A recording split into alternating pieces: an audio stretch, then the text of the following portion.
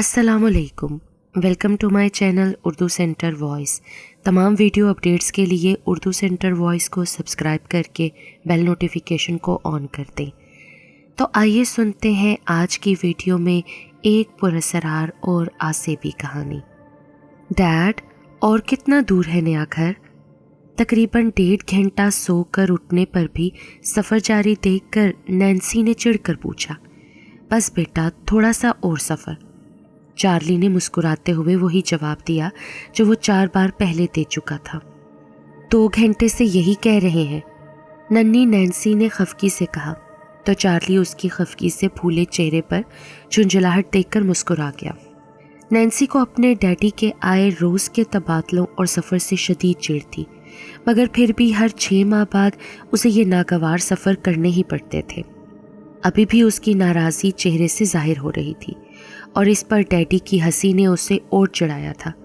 वो झुंझला कर चेहरे पर टेडी बियर रखते हुए फिर से सोने की कोशिश करने लगी।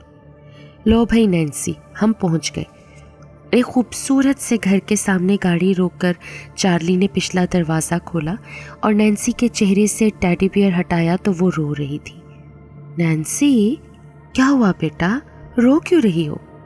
वो बेहद परेशान हो गया था और आगे बढ़कर उसे उठा लिया।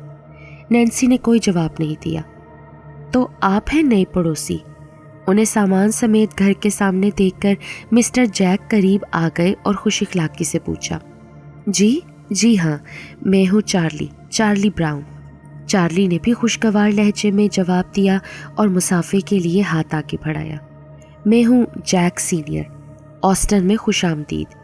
आपसे मिलकर अच्छा लगा जैक। मुझे भी अच्छा लगा।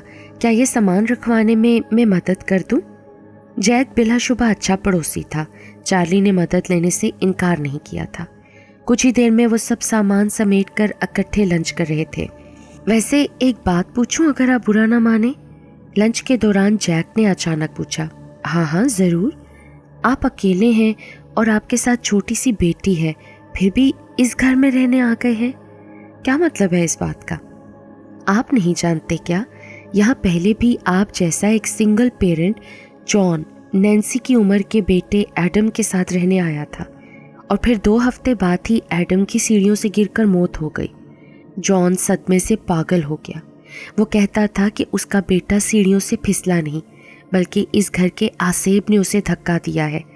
सब लोगों ने उसे सदमे का असर समझा, मगर फिर भी दोबारा किसी ने यहाँ रहने की हिम्मत नहीं की। उसके बाद से अब इस घर में आप आए हैं, उसने सनसनीखेज अंदाज में बताते हुए चार्ली के सर पर बम फोड़ा था। क्या मतलब? मुझे तो किसी ने इस बारे में नहीं बताया। अच्छा, परेशान ना हो आप। वैसे भी मुझे लगता है कि जॉन को सदमा लग गया था, क्योंकि उसके अलावा किसी ने कभी यहाँ कोई गैर मर्रई सरगर्मी नहीं देखी। वो पहले उसे डरा कर अब तसल्ली दे रहा था। चार्ली ने नागवारी से उसे देखा और फिर जैक को गुड बाय बोलने तक उसका मूड ख़राब ही रहा। नैन्सी का मूड अब कुछ बेहतर हो गया था, मगर अब भी वो खामोश थी। चार्ली समझ रहा था कि आए रोज़ घर बदलने पर इस पर बुरा असर पड़ रहा था।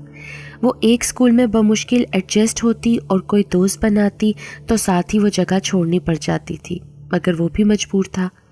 रात को नैन्सी को सुलाते हुए उसने फैसला किया था कि इस बार वो पूरी कोशिश करेगा कि यहाँ से जल्दी ना जाना पड़े। उन्हें ऑस्टन में शिफ्ट हुए 2 हफ्ते गुजर चुके थे। नैन्सी का नया स्कूल भी शुरू हो चुका था, मगर इस बार उसने कोई नया दोस्त नहीं बनाया था। कुछ दिन बाद चार्ली नैन्सी की स्कूल टीचर मिस मारिया के कमरे में मौजूद था। मिस मारिया ने चार्ली से पूछा, ये एक ज़हीन और सुलझी हुई बच्ची है, लेकिन इस उम्र में इसका इस तरह सबसे अलग थलग रहना और किसी भी खेल में हिस्सा न लेना इसकी जहनी सेहत के लिए ठीक नहीं है। क्या मैं जान सकती हूँ आखिरकार इसके पीछे वजह क्या है? ऐसा कुछ भी नहीं है मिस, वो बस ज़रा कम गो है और इस जगह नई है। कुछ वक्त गुजरेगा तो सबसे घुल मिल जाएगी। चार्ली अंदर ही अंदर परेशान तो हुआ था, मगर उसने नैन्सी की टीचर के सामने लहजा हमवार रखा। इन 2 हफ्तों में नैन्सी ने सवाए स्कूल के सबक सुनाने के अलावा किसी भी क्लास फेलो से एक लफ्ज़ भी नहीं कहा और ना ही किसी से कोई बात की। क्या यह आपको नॉर्मल लगता है? मैंने कहा ना मिस मारिया कि ये महज नई जगह की वजह से है। मैं उससे बात करूँगा, आपकी फिक्रमंदी का शुक्रिया। चार्ली वैसे ही नैन्सी के रवैये पर परेशान हो गया था, क्योंकि वो तो बहुत जल्दी हर किसी से घुलने मिलने वाली बच्ची थी। ऊपर से मिस मारिया की चिरा, वो भी नागवारी से बोलते हुए उठ खड़ा हुआ था। Nancy, surprise! चार्ली आज जल्दी घर आ गया था। नैन्सी सामने ही नजर आ गई थी, जो हाथ में रुई से बना बड़ा सा सेंटा वाला खिलौना लिए लॉन में झूले पर बैठी थी। वो आजकल इसी के साथ खेलती ही नजर आती थी। चार्ली के पूछने पर उसने बताया कि ये उसे स्टोर रूम से मिला था और वो एक असली सेंटा था, जिस पर चार्ली महज मुस्कुरा दिया। डैडी, आप आज इतनी जल्दी? नैन्सी उसे देखकर हैरान हुई। आज डैडी काम को छुट्टी देकर जल्दी आ गए हैं ताकि अपनी गुड़िया के साथ बाहर जा सके और इसकी फेवरेट बार्बी मूवी देख सके। उसने नैन्सी को झूले से उठाकर कहते हुए उसे गुदगुदाया। पर डैडी, आज मुझे सेंटा के साथ खेलना है, कल चलेंगे। नैन्सी ने खिलौने की तरफ देखते हुए जवाब दिया। चार्ली को हैरत का झटका लगा। नैन्सी और बाहर जाने से इनकार कर दे? लेकिन बेटा, डैडी को आज ही वक्त मिला है ना, कल बहुत सा काम होगा। तो कोई बात नहीं, आप काम करें, जब आपका काम ख़त्म हो जाए हम तब चले जाएंगे।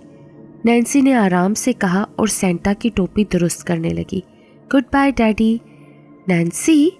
चार्ली उसे हैरत से देखता रह गया, मगर वो उसकी गोद से उतरकर घर के अंदर चली गई। कुछ तो बात थी, मगर क्या? नैन्सी का बर्ताव बेहद अजीब होता जा रहा था।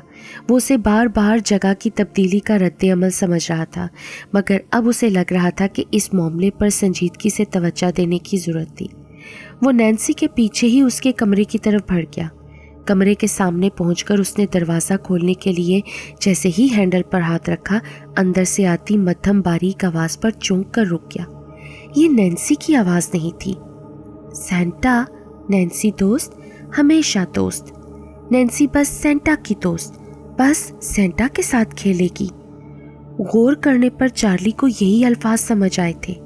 हाँ हाँ सेंटा, नैन्सी बस सेंटा की दोस्त, बस सेंटा के साथ खेलेगी। अब की बार नैन्सी की आवाज़ आई। चार्ली मजीद ना रुक सका और दरवाज़ा खोल दिया। सामने दिखाई देने वाले मंजर ने उसके होश उड़ा दिए। नैन्सी जिस सेंटा से बात कर रही थी वो वही रुई से बना खिलौना था, मगर इस वक्त वो रुई का बना सेंटा जीती जागती हालत में मौजूद था और नैन्सी के पास बैठा उसकी ड्राइंग में रंग भर रहा था। चार्ली को देखते ही वो साकित हुआ और दोबारा खिलौना दिखाई देने लगा, मगर चंद लम्हे पहले कानों सुनी बात और आंखों देखे मंजर को चार्ली वहम नहीं समझ सकता था। अचानक उसके जहन में आसेब वाली बात लहराई। वो भागकर नैन्सी के बेड तक आया और सेंटा वाले खिलौने को परे फेंककर नैन्सी को उठा लिया। डैडी, आपने मेरे दोस्त को मारा। नैन्सी जोर से चिल्लाते हुए मचलकर उसकी गोद से उतरी और सेंटा की तरफ भागी। वो तुम्हारा दोस्त नहीं है नैन्सी, यहाँ आओ। चार्ली ने जबरदस्ती नैन्सी को पकड़कर रोका, जो सेंटा को उठाने जा रही थी। छोड़े मुझे, आप बिल्कुल अच्छे डैडी नहीं हैं, आपने इसे मारा। वो उस वक्त जिस कदर गुस्से वाला रद्द-ए-अमल दिखा रही थी, उसने चार्ली को और डरा दिया। ये नैन्सी नहीं थी, ये ज़रूर इस सेंटा वाले खिलौने में मौजूद आसेब का असर था। नैन्सी, मेरी गुड़िया, मेरी बात तो सुनो। मुझे नहीं सुननी, आप वापस जाएं अपने काम पे, मुझे आपसे कोई बात नहीं करनी। चिल्ला कर कहते हुए नैन्सी ने चार्ली के हाथ पर काटा और भागकर सेंटा को उठा लिया। इससे पहले कि चार्ली दोबारा उसे छीनकर फेंकता, उसी वक्त सेंटा दोबारा खिलौने से जीता जागता सेंटा बन गया। नैन्सी, यहाँ आओ, इसे फेंको। मेरा बेटा, ये आसेब है, तुम्हें नुकसान पहुंचा देगा। चार्ली कहते हुए जैसे ही आगे बढ़ा, सेंटा नैन्सी के सामने आ गया।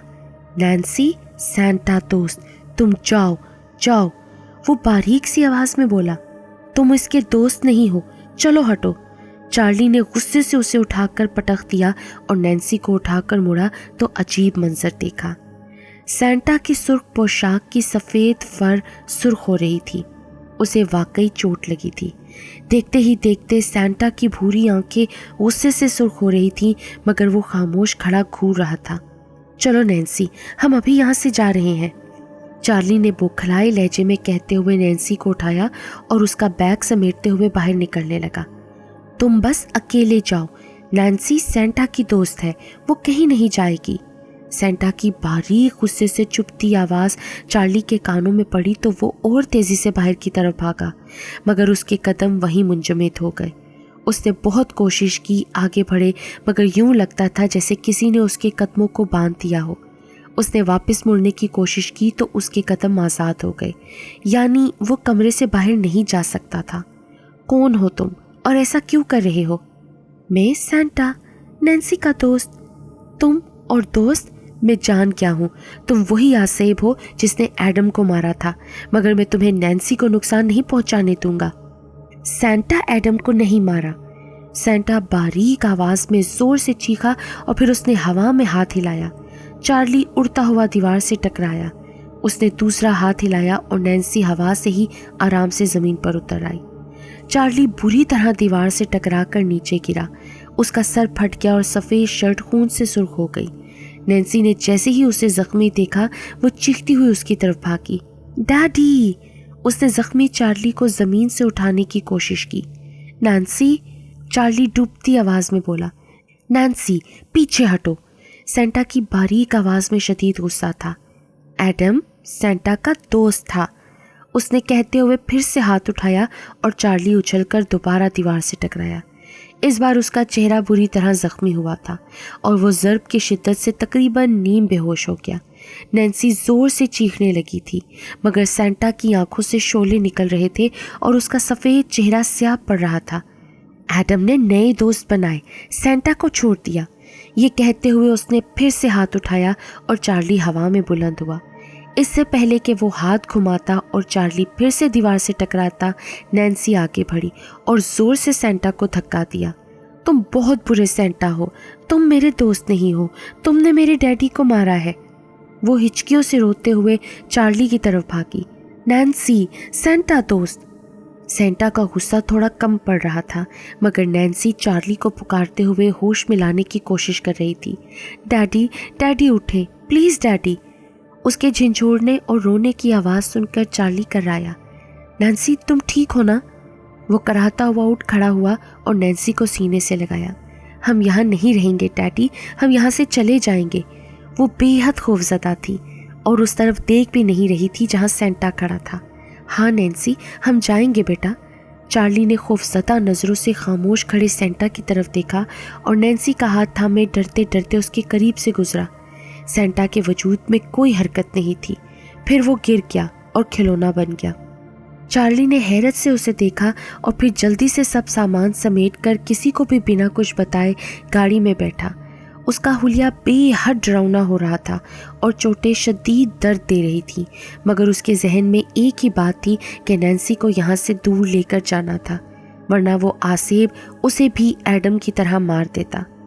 अगले आधे घंटे में ऑस्टन की हदूद से बाहर निकलकर उसने सुकून का सांस लिया और मोहब्बत से नैन्सी की तरफ देखा, जो रोते रोते थक कर अब खामोश एक तरफ सर झुकाए बैठी थी।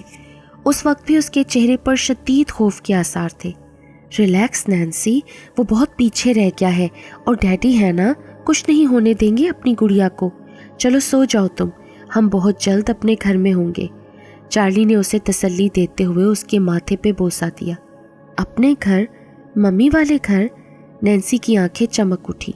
हाँ वहीं, अब हम वहीं रहेंगे, कभी कहीं नहीं जाएंगे। चार्ली के लहजे में अज़्म था। नैन्सी के चेहरे पर खुशी फैल गई थी। आज पहली बार उसे सफ़र से चिढ़ नहीं हो रही थी और वो चहकते हुए रास्ते के खूबसूरत मनाजिर देखते हुए मुसलसल बातें कर रही थी, जबकि चार्ली मुस्कुरा रहा था। भले ही वो हादसा खौफनाक था, मगर वो दोनों बाप बेटी साथ और सलामत थे, इसके लिए यही काफ़ी था। उसने अपने घर के पोर्च में गाड़ी रोकते हुए गहरा सांस लिया और इत्मीनान से आंखें मूंद ली। नैन्सी बहुत खुश थी। एक तो वो अपने पुराने घर वापस आ गई थी और दूसरा उसे अपने वो भूरे बालों वाली खूबसूरत खोई हुई गुड़िया भी मिल गई थी, जो उसे उसकी मम्मा ने पिछली से पिछली सालगिरह पर तोहफे में दी थी। इसके बाद तो वो दुनिया से चली गई थी। ये उनका नैन्सी के लिए आखिरी तोहफा था। चार्ली उसे सुलाकर अभी अभी अपने कमरे में आया तो वो फिर से उठकर बैठ गई और गुड़िया उठा ली।